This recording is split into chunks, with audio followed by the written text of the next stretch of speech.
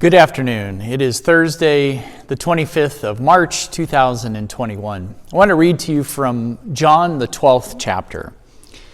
6 days before the Passover, Jesus came to Bethany, where Lazarus lived, whom Jesus had raised from the dead. Here a dinner was given in Jesus' honor. Martha served, while Lazarus was among those reclining at the table with him. Then Mary took a pint of pure nard, an expensive perfume. She poured it on Jesus' feet and wiped his feet with her hair, and the house was filled with the fragrance of the perfume. But one of his disciples, Judas, who was later to betray him, objected. Why wasn't this perfume sold and the money given to the poor? It was worth a year's wages.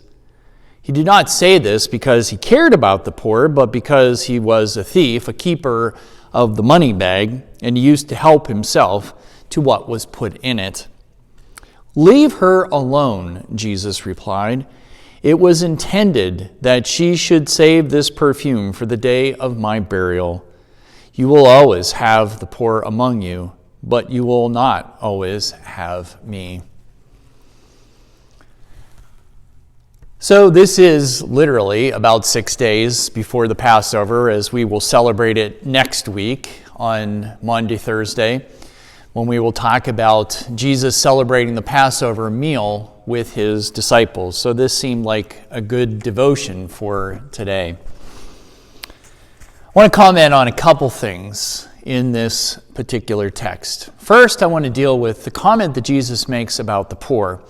This is not Jesus kind of pushing off the poor to say that they are not important or that much of his ministry is not directed towards them, or that our ministry should not be directed towards them. That is not what Jesus is saying at all.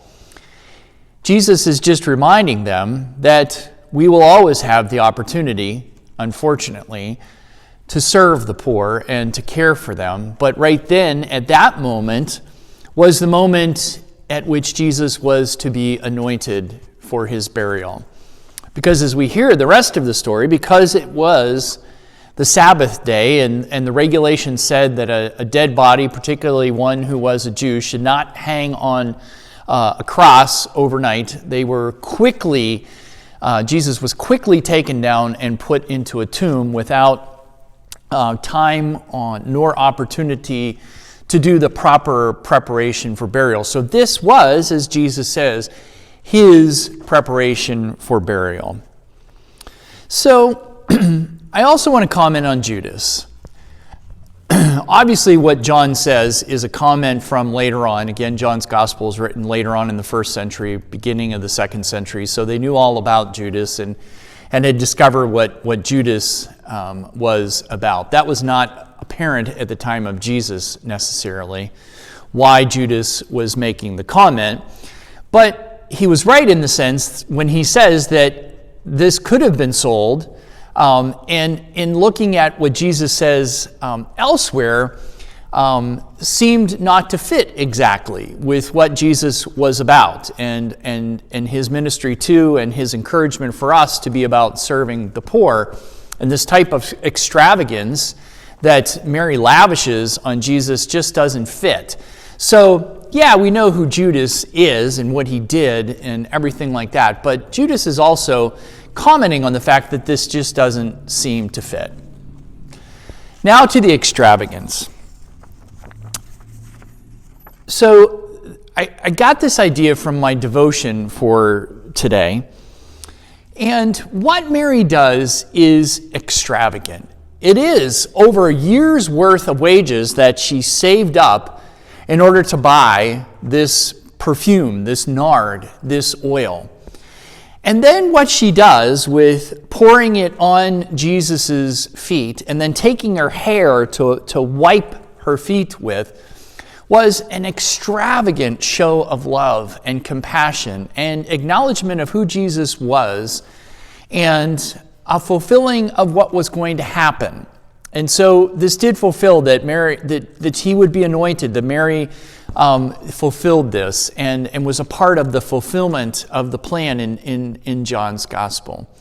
So it is extravagant what Mary does. And extravagance is hard for us. We are not ones who are extravagant for putting ourselves out in this way for the sake of love, for the sake of care of others. We are much more measured. We are much more careful. We are much more prudent, I guess.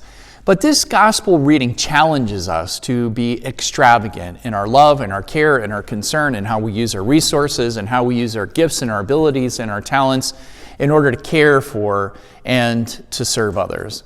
Because certainly that's the example we're going to get as we go through the story next week, that Jesus is extravagant in his love for us.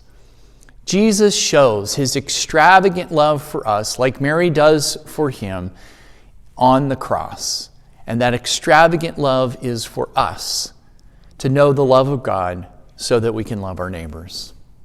God bless. See you next time.